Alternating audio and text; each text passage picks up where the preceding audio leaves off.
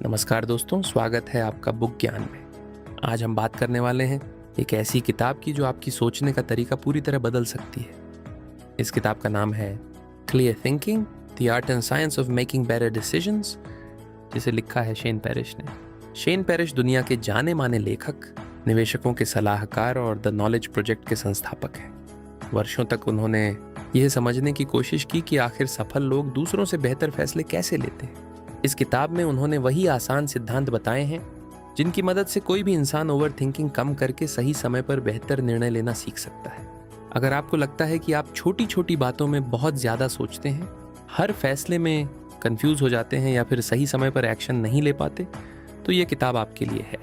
लेकिन ध्यान रहे, ये सिर्फ मोटिवेशन देने वाली किताब नहीं है। ये आपको ऐसे प्रैक्टिकल सिस्टम सिखाती है जिन्हें अपनाकर आप हर दिन बेहतर फैसले ले सकते हैं। तो चलिए बिना किसी देरी के शुरू करते हैं इस शानदार किताब की समरी। ज़रा एक छोटा सा उदाहरण सोचिए। मान लीजिए आपके सामने टीवी का एक रिमोट रखा है। अगर हर बार टीवी ऑन करने से पहले आप सोचने लगें कि कौन सी बटन दबाऊं, फिर दोबारा सोचें, फिर किसी से पूछें, तो सिर्फ टीवी चालू करने में ही काफ़ी समय निकल जाएगा।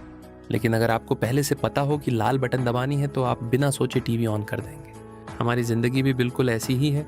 फ़र्क सिर्फ इतना है कि यहाँ टीवी की जगह हमारी लाइफ है और बटन की जगह हमारे रोज़ के छोटे छोटे फैसले हैं। ज़्यादातर लोग सोचते हैं कि उनकी सबसे बड़ी समस्या मोटिवेशन की कमी है, जबकि असली समस्या होती है डिसीजन फटीग, यानी दिन भर इतने छोटे छोटे फैसले लेना कि दिमाग थक जाए। सुबह उठते ही दिमाग शुरू हो जाता है, आज जल्दी उठूं या थोड़ी देर और सो जाऊं, पहले मोबाइल देखूं या पढ़ाई करूं, चाय पीऊं या कॉफ़ी, आज एक्सरसाइज करूं या कल से शुरू करूं। दिन भर ऐसे सैकड़ों छोटे फैसले हमारी मानसिक ऊर्जा ख़त्म कर देते हैं। इसलिए शाम तक आते आते आसान काम भी मुश्किल लगने लगता है। यहीं इस किताब का पहला और सबसे ताकतवर सिद्धांत सामने आता है। हर छोटी चीज़ के लिए नया फैसला मत लो, अपनी ज़िंदगी के लिए पहले से नियम बना लो। जब आपके पास पहले से तय नियम होते हैं, तब आपको हर दिन अपने दिमाग से लड़ना नहीं पड़ता, और यही छोटे छोटे नियम आगे चलकर बड़ी सफलता की नींव बनते हैं। अब सवाल यह है कि अगर बार बार फैसले लेना हमें थका देता है, तो इसका समाधान क्या है? इस किताब के अनुसार जवाब बहुत आसान है।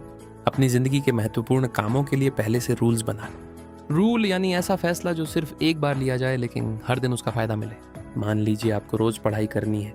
अगर आप हर शाम खुद से पूछेंगे कि आज पढ़ूं या नहीं, ये तो कई दिनों तक जवाब आएगा, आज मूड नहीं है। लेकिन अगर आपका रूल है कि रोज़ रात 8 बजे से 9 बजे तक सिर्फ पढ़ाई होगी, तो अब फैसला लेने की ज़रूरत ही नहीं है। घड़ी ने 8 बजाए और आप पढ़ने बैठ गए। यही फ़र्क है डिसीजन और रूल में। डिसीजन हर दिन लेना पड़ता है, लेकिन रूल सिर्फ एक बार बनाना पड़ता है। हमारा दिमाग हमेशा आसान रास्ता चुनना चाहता है, इसलिए अगर कोई रूल नहीं होगा तो वह हर दिन नया बहाना ढूंढेगा। आज थोड़ा आराम कर लेते हैं, कल से पक्का शुरू करेंगे। एक दिन से क्या फ़र्क पड़ेगा? लेकिन जब रूल पहले से तय होता है तो बहानों के लिए जगह बहुत कम बचती है।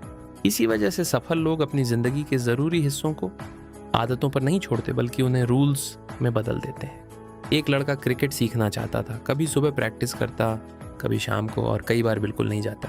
उसे लगता था कि जब मन करेगा तभी जाऊंगा, लेकिन मन हर दिन नहीं करता था। फिर उसने सिर्फ एक रूल बनाया, स्कूल से आने के बाद 30 मिनट आराम और उसके बाद सीधे ग्राउंड्स।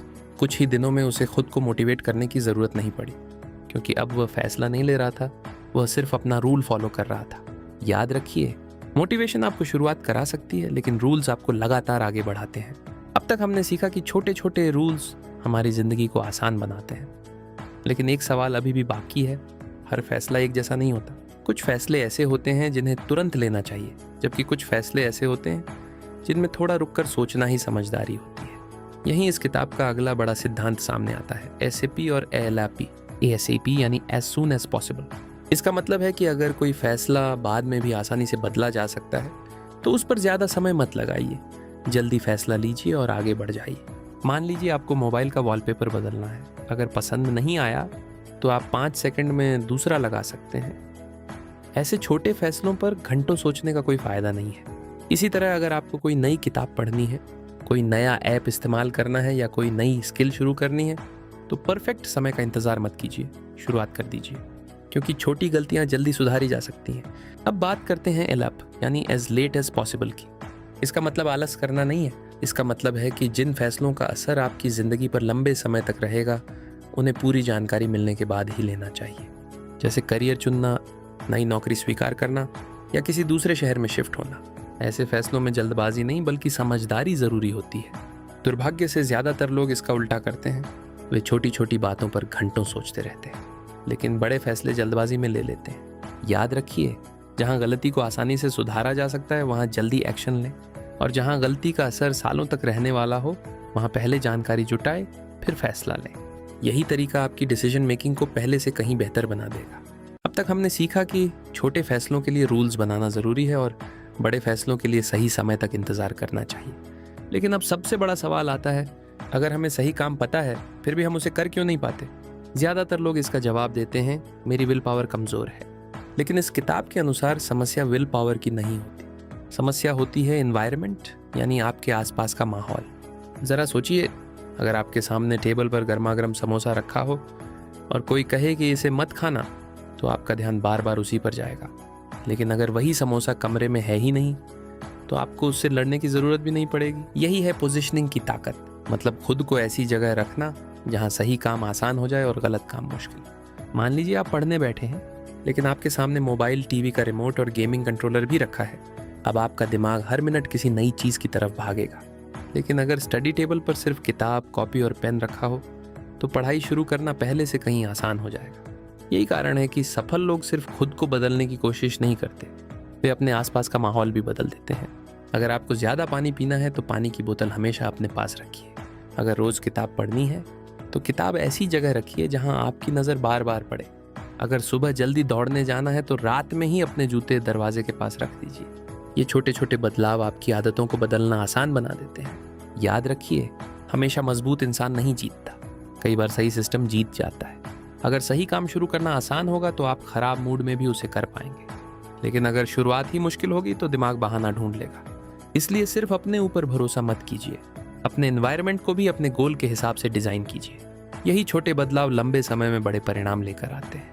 अब तक हमने सीखा कि रूल्स कैसे बनाते हैं, सही समय पर फैसले कैसे लेते हैं और अपना एनवायरनमेंट कैसे बदलते हैं।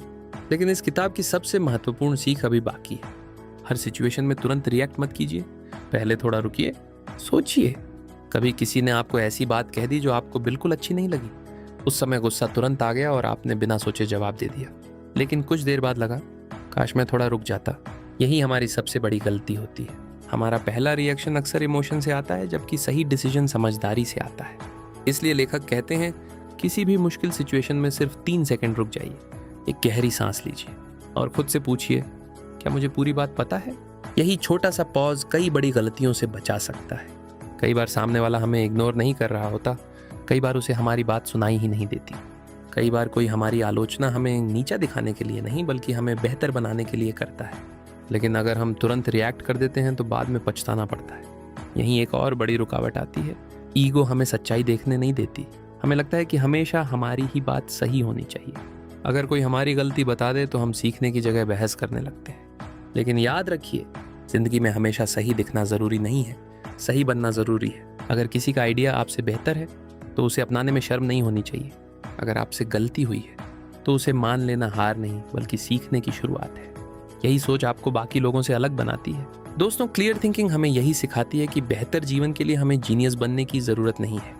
हमें सिर्फ अपने सोचने का तरीका बदलना है। हर छोटी बात पे फैसला मत लो, रूल्स बनाओ। छोटे फैसलों में जल्दी एक्शन लो, बड़े फैसलों में सोच समझ कर कदम उठाओ। सिर्फ विल पावर पर भरोसा मत करो, अपना एनवायरनमेंट बदलो। किसी भी इमोशन में बहने से पहले 3 सेकंड रुक कर सोचो। और सबसे ज़रूरी, अपने ईगो से ज़्यादा अपने गोल को महत्व दो।